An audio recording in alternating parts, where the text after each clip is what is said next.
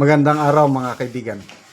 Bigyan natin ng reaction opinion itong Facebook reel posted by Ami Banyares, isang JIL member. Since 8 years old pa daw siya, member na siya sa JIL. Hanggang ngayon, senior citizen na siya. Diyan pa rin. Kaya dismayado. Sabi dito, yung caption niya is, JIL members are leaving the church due to 13th Judas in the Philippines Senate. Philippine Senate, Joel Villanueva. Oh. Pakinggan natin siya. Ano Joel, masaya ka na? Ligtas ka na? Hindi ka na ikukulong? Grabe ang ginawa mo sa epekto ng church. I've been in the church since I was 18. 18 pala. Mag 18. 65 na ako. 18. Pumunta lang ko rito sa UK kaya ako na-stop ng pag-attend dyan. Pero lagi kong binibida ang JIL Church. Sabi ko, one time babalik ako dyan.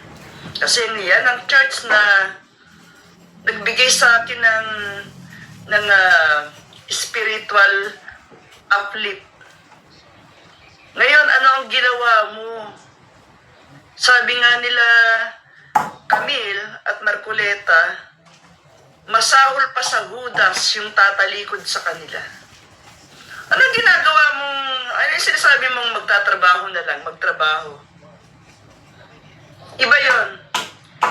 You're the one who started exposing the corruption years ago. Humanga ako sa iyo noon.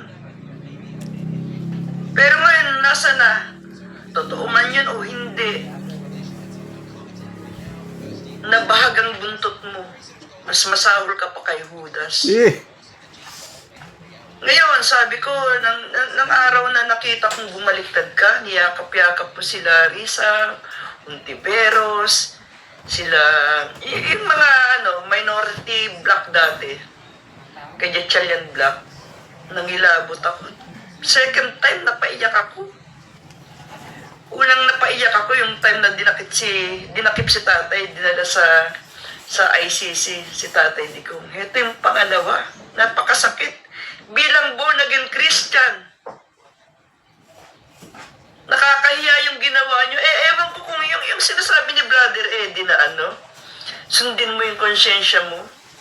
Sabi ko, okay to. Kasi yung sinasabing konsyensya, you know, in your heart, kung ano yung tama o mali. Kaya ganyang pagnanako ng mga buwaya.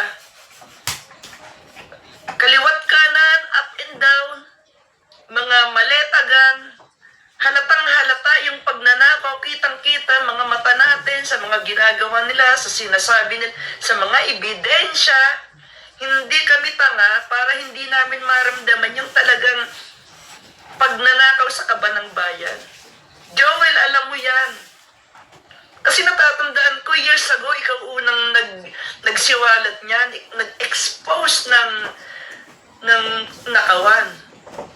Pero siguro, siguro dahil sa, I don't know if you're involved now in the corruption, siguro not in Maletagang, maybe sa mga maliliit na corruption bilang senador, or baka natakot ka na ikulong ka, natakot ka na mamagshot ka. Alam ng mga tao, pagka kinulong ka, pinakita yung mugshot mo, we know na hindi ka gano'n, na hindi ka isa sa kanila. Magiging hero ka, parang si Jinggoy. Yeah. Alam namin yan, kaming mga mananampalaya ng JIL, alam namin yan. Pag kinulong ka, you're not guilty. Ano nangyari? Kahit pa sabihin may kasalanan ka, may sangkot ka sa konting nakawan, okay lang. Kasi nanalig ka, sumang-ayon ka sa nakararami sa mga Pilipino na naniniwalang merong kahayupang nangyayari sa kaba ng bayan. Ngayon, ano ginawa mo? Yung spiritual lift na nasa akin dati, ngayon nawala. Though I'm still attending Christian churches, pero not JIL anymore. Ilang dekada akong naniwala. Ewan ko lang yung mga hinti Brother Eddie na sinasabi niya, sundin ang konsyensya. Sabi ko, okay to ah. Kasi yung sinasabing konsyensya, alam natin kung ano yung tama o mali. We can distinguish the right to wrong. Ano ginawa mo? Naduwag ka. Naduwag ka or baka sangkot ka. Pero it doesn't matter kung nasangkot ka man sa mga konting nakawan, maliliit na halaga lang, okay lang, mapapatawad ka namin. Kasi Yan. Pangatlong member na ito na matapang na salita o nag-expose, nagpahayag sa social media. Una si Miss Cataleya, nabasa ko.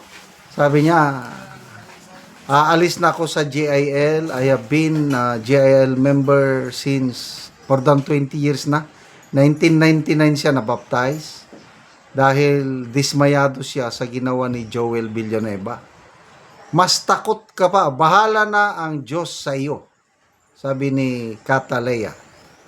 Bahala ng Diyos sa iyo, alam ng Diyos. Mas takot ka pa kay Jesus Crispin kaysa sa Jesus na naipako sa krus para sa iyo. Yung isa, Grace Luxin, ganun din, dismayado. Nakakaya maging born again. Ganun. Yung mga kaibigan kong Christians, born again Christians dito sa Mindanao, sabi ng isang bishop, no amount of explaining can do the damage. Damage has been done. Kasi nagpapaliwanag trabaho lang daw. Anong trabaho? So agree ako dito kay Madam Ami Banyares. Natakot, as in natakot.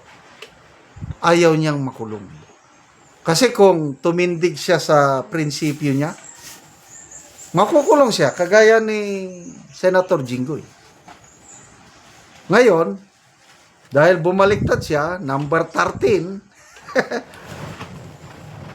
kasi sa grupo ng Panginoon, di ba, 12 apostles plus Panginoon, di 13? O yun, pang 13 siya, yun, ligtas.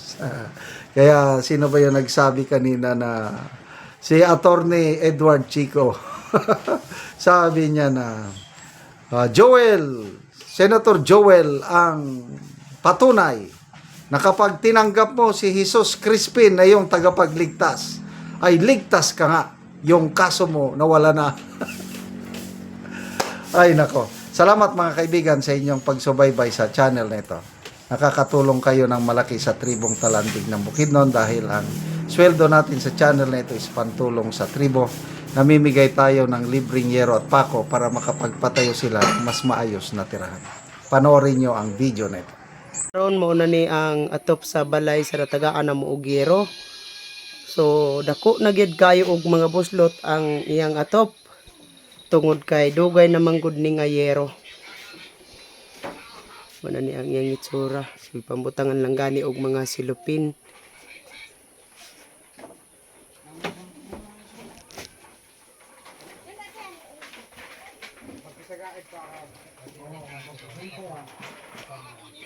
Og mo na ni ang gihatag na nga yero kang ante.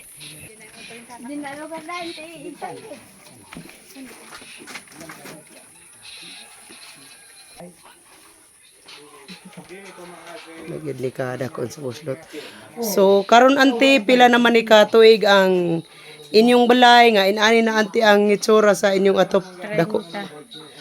30 na ka tuig. So dugay-dugay na gyud. Dugay na. So ngano man ante sa 30 na ka tuig wala mo nakapalit og sin.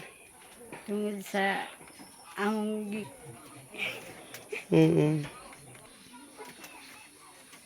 kalisod. So, igo ra dangamo giipalit sa makaon. So taman ra gyud ante sa pagkaon. Taman ra sa pagkaon. Oo, so naa pa kay estudyante karon ante. Wala. Wala na kay estudyante. Wala. Oo, so pila ka bukle ante ang imong anak? Napulo. Napulo. So asa sila gapuyo? Dinhi. So nakigpuyo lang sila sa inyo. Oh. So So lisod gyud, so wala sila kaugalingon nga balay. Wala. So nag-usa kung magulan ante unsa man inyong himuon? Kung kuan magulan, wala naman kay kuan naman dako naman kayo ang mga buslot sa inyong atop. Pangita rami sa dili gag katuluan. So didto lang mo. So dili mo makatulog og tarong. Dili sa Ginoo sa nagtawang sa sin. Sige ante, salamat. Sa